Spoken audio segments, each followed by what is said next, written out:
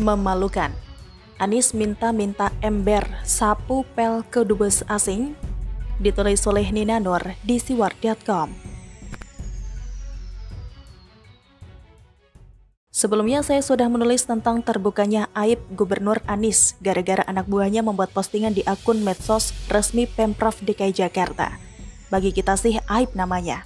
Entah bagi Anies ya, apakah itu juga dia anggap sebagai panggung politik? Bisa jadi. Ini tentang permintaan peralatan buat memenuhi rusun Nagrek di Cilincing, Jakarta Utara yang sekarang jadi tempat tambahan isolasi pasien COVID-19. Ini sesuai dengan keputusan Gubernur atau Kepgub Anies nomor 675 tahun 2021 tentang perubahan atas Kepgub nomor 979 tahun 2020 tentang lokasi terkendali milik Pemprov DKI dalam penanganan COVID-19. Kepgub ini sendiri sudah ditandatangani oleh Anies sejak tanggal 31 Mei 2021 dan sudah sempat ditagih oleh pihak Kapolri tanggal 21 Juni 2021. Artinya belum dikerjakan dong. Dan postingan di akun medsos Pemprov DKI itu dibuat pada sekitar tanggal 24 Juni 2021. Dari timelinenya saja sudah jadi aib ya, karena kita jadi menyaksikan betapa leletnya Anies bekerja, sampai-sampai sempat ditagih sama Kapolri. Itu pun tidak juga diselesaikan, karena postingan anak buahnya di akun medsos itu isinya meminta bantuan warga masyarakat untuk ikut melengkapi peralatan di Rusun Nagrek. Pemprov DKI Jakarta membuka kesempatan berkolaborasi dengan pihak-pihak yang ingin membantu untuk beberapa kebutuhan logistik dasar untuk kamar isolasi dan sarana poliklinik. Disertai rincian peralatan yang diperlukan, antara lain 5.000 set tempat tidur, 5.000 buah gayung, 5.000 buah ember ukuran sedang, 5.000 buah kipas angin berdiri, 5.000 buah meja kecil lipat, 5.000 buah kursi lipat, 5.000 buah larutan disinfektan 5 liter, 5.000 buah kanebo, 5.000 buah sapu lantai, 5.000 buah alat pel lantai, 5.000 buah jemuran handuk, 500 unit dispenser, 520 unit tempat sampah 20 liter dengan tutup, 2 unit freezer box, 8 unit komputer, 5 unit printer dan 2 unit laptop. Postingan ini diberi judul besar, Jakarta Memanggil, mirip dengan panggilan demo yang pernah terjadi beberapa waktu lalu kan? Kayaknya yang bikin ngadrun ini. Permintaan peralatan ini tentunya sangat blunder dan memalukan. Sementara Anies buang-buang duit rakyat lewat Formula E dan berbagai penderian patung serta tugu. Terus pakai ngecat-ngecat atap dan juga sempat-sempatnya menghabiskan sekitar 30 miliar rupiah membuat jalur sepeda permanen yang hanya difungsikan dalam beberapa jam sehari. Itu pun yang menikmati tidak 100% semua warga kan? Lah ini sekarang kok minta-minta peralatan, macam ember dan gayung. Duh, kita yang melihatnya saja malu. Ternyata aib memalukan ini tidak berhenti terbongkar di sana saja. Pagi ini ada teman yang membagikan sebuah surat lewat grup WA. Surat itu berkop Pemprov DKI Jakarta, sebagian sekretariat daerah atau sekda di bawah Biro Kerjasama Daerah, tertanggal 28 Juni 2021. Surat itu berbahasa Inggris dan ditandatangani oleh Andika Permata. Dilansir dari wartakota.tribunnews.com, Andika Permata adalah Kepala Biro Kerjasama Daerah atau KSD Sekda DKI yang dilantik oleh Anies pada bulan Agustus 2020 silam. Berarti nama pejabatnya sudah benar ya? Nah, sekarang isinya. Isi surat ini sama persis dengan permintaan Pemprov di akun medsosnya, yakni minta-minta peralatan untuk melengkapi Rusun Nagrek Cilincing sebagai tempat isolasi pasien COVID. Bahkan ada tambahannya, katanya untuk melengkapi rumah sakit umum di Jakarta. Antara lain, yang diminta adalah 20 tenda serbaguna untuk keperluan emergensi, 300 full bed, 30 ventilator, dan seterusnya hingga 12 item.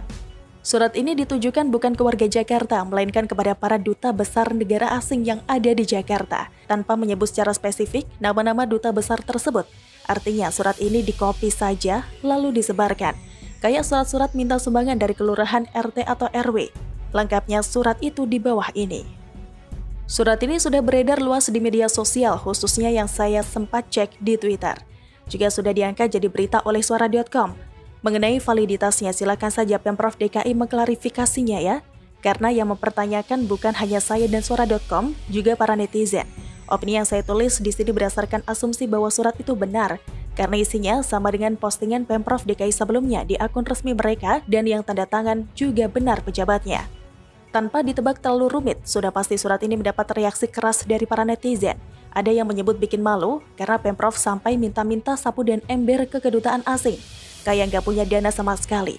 Padahal Anies selalu diglorifikasi dengan sebutan gubernur rasa presiden dengan rencana balapan level international Formula E. Ada pula yang menyebut kelakuan ini mengecam preman yang melakukan pemalakan. Ada pula yang mengecam tindakan ini mempermalukan negara. Itu semua logis ya? Kok kayak kurang pintar benar sampai minta-minta ke kedubes asing, seperti yang disebut oleh seorang netizen. Minta ke BUMN seperti Pertamina kan bisa, kalau memang perlu sumbangan ya. Apa karena ada BTV di sana sehingga Anies gengsi? Mau minta ke Pertamina, atau ke Kemensos, atau ke Menteri Erick Thohir langsung? Tinggal diomongin lah, ini kan begitu bocor suratnya, langsung terbongkar lagi aib Anies. Rame lagi kritik bermunculan. Dituduh lagi para netizen yang mengkritik sebagai buzzer RP, padahal mereka memang nyata bodohnya dan memalukan. Selalu dari kura-kura. Bagaimana menurut Anda?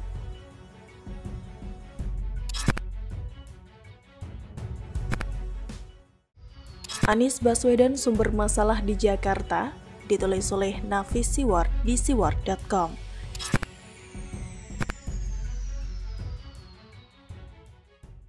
Halo, berjumpa dengan suara Grace di channel Metropolitik.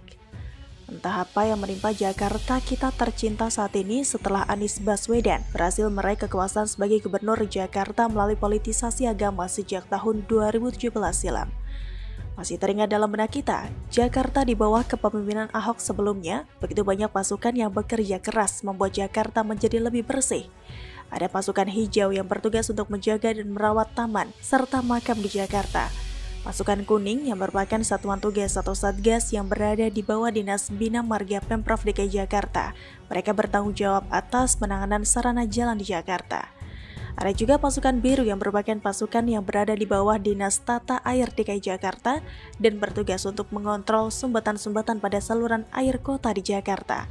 Pasukan ungu yang berada di bawah Dinas Sosial Pemprov DKI yang memiliki tugas untuk menangani warga telantar, gelandangan hingga lansia. Selain itu, ada juga pasukan pink yang merupakan tim penggerak pembinaan kesejahteraan keluarga atau TPPKK.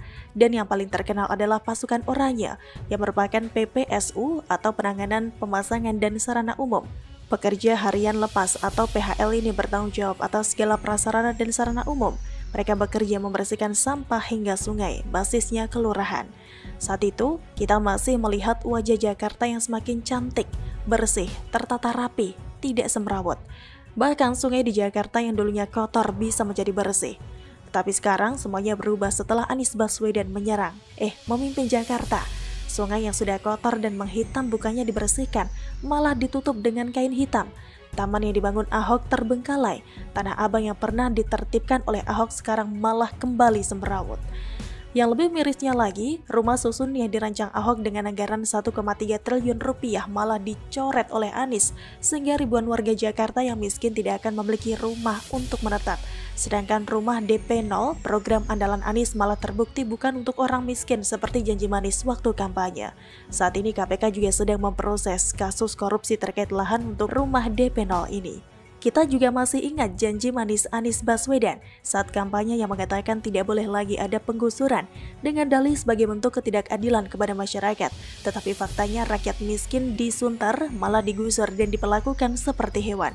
Belum lagi masalah banjir yang pasti terjadi tiap tahun karena Anies Baswedan sudah memotong anggaran pengendalian banjir ratusan miliar sejak tahun 2018 lalu. Yang terbaru, Jakarta di bawah kepemimpinan Anies Baswedan yang katanya pemimpin seiman memiliki anggaran penanganan COVID-19 mencapai 10 triliun rupiah lebih. Tapi faktanya, Jakarta merupakan provinsi yang memiliki jumlah penderita COVID terbanyak di Indonesia. RSD Wisma Atlet di Jakarta sudah penuh karena ada 5.000 orang yang dirawat di sana. Jadi sebenarnya Anies Baswedan ngapain saja selama ini? Hello, Neti Heriawan, istri Aher dari PKS, kenapa diam saja saat ini? Tidak tanya Anies ngapain saja selama ini. Sungguh tragis Jakarta saat ini di bawah kepemimpinan Anies Baswedan. Gubernur sebelumnya mati-matian membangun Jakarta tetapi sekarang malah dirusak oleh Anies Baswedan. Coba perhatikan apa yang bisa dibanggakan dari prestasi Anies Baswedan saat ini. Mempelorotin uang rakyat atau APBD untuk membayar timnya atau TGUPP dengan gaji fantastis yang mengalahkan gaji seorang menteri. Kasihan, uang rakyat Jakarta dipelorotin untuk hal yang tidak penting demi pencitraan Anies seperti dalam kasus Formula E yang tidak jelas kapan diadakan. Tetapi pemerintah DKI sudah membayar hampir 1 triliun rupiah menurut penelitian Badan Pemeriksa Keuangan atau BPK. Apakah Anies mau menghamburkan uang pribadinya untuk menggaji tim TGUPP? Apakah Anies mau menghamburkan uang pribadinya untuk Formula E? Tentu saja tidak. Tapi kenapa Anies Baswedan begitu mudahnya menghamburkan uang rakyat Jakarta untuk hal yang tidak penting seperti kasus di atas? Yang pasti sejak pemerintah Anies Baswedan, keadaan Jakarta sudah berubah, tidak seperti masa-masa kejayaan saat pemerintahan sebelumnya di masa Ahok. Mungkin jika pemerintahan sebelumnya bukan dipimpin oleh Ahok, maka kita tidak akan bisa membedakan secara jelas saat dipimpin oleh Anies Baswedan saat ini. Tapi sekarang kelihatan semuanya secara nyata bagaimana perbedaan kualitas kepemimpinan Ahok dan Anies Baswedan saat ini. Jadi tidak heran jika keadaan di Jakarta sekarang sudah berubah drastis, tidak seperti masa kejayaan di bawah kepemimpinan Ahok. Tanya kenapa? Karena sumber masalah di Jakarta itu selama ini adalah Anies Baswedan yang hanya pandai merangkai kata tanpa kerja nyata. Jakarta sudah mengambil keputusan yang fatal. Bagaimana menurut Anda? Wassalam, Nafisi Ward. Silahkan tulis komen Anda di kolom komentar. Jangan lupa untuk like, subscribe, dan share. Grace pamit, sampai jumpa.